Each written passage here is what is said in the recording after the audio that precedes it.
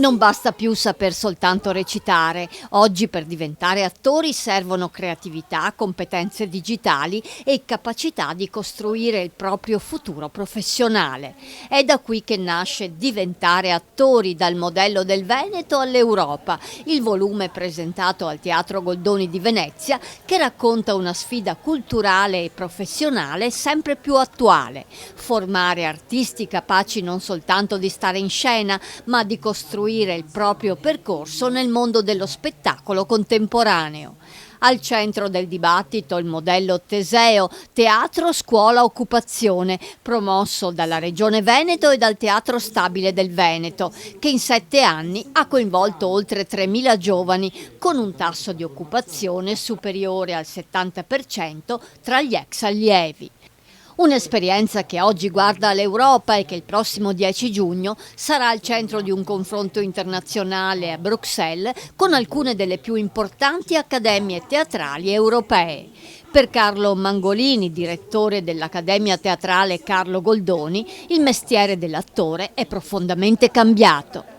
Un attore oggi deve avere più competenze, non può essere soltanto la tecnica, che è fondamentale, è un elemento irrinunciabile, ma ci dobbiamo porre il tema del mercato o della realtà teatrale contemporanea, quindi fare in modo che questi ragazzi siano coerenti, cioè la loro formazione sia coerente con quello che trovano una volta usciti dall'accademia, e quindi devono mettere insieme più competenze. Ripeto, la tecnica è sicuramente fondamentale, ma anche una capacità autorale, progettuale e quindi anche una capacità, tra virgolette, imprenditoriale per essere performanti rispetto a quello che richiede il mercato oggi.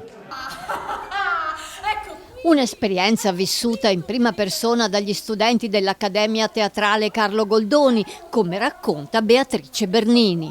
Diciamo che sono partita dalla recitazione perché è sempre stato il mezzo che ho avuto più vicino a me per potermi esprimere.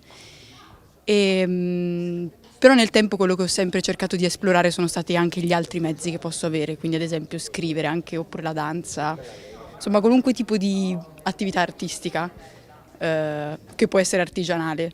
Ed è una cosa che sto vivendo bene in questa scuola perché ci fanno comunque esplorare molte cose diverse. Abbiamo avuto anche l'opportunità di studiare qualcosa di drammaturgia oppure anche di teatro digitale, in cui ci siamo un po' affacciati a cosa significa creare una performance dall'inizio alla fine, per quanto corta, perché è stato un modulo corto, e quindi diventare anche un po' regista di te stesso.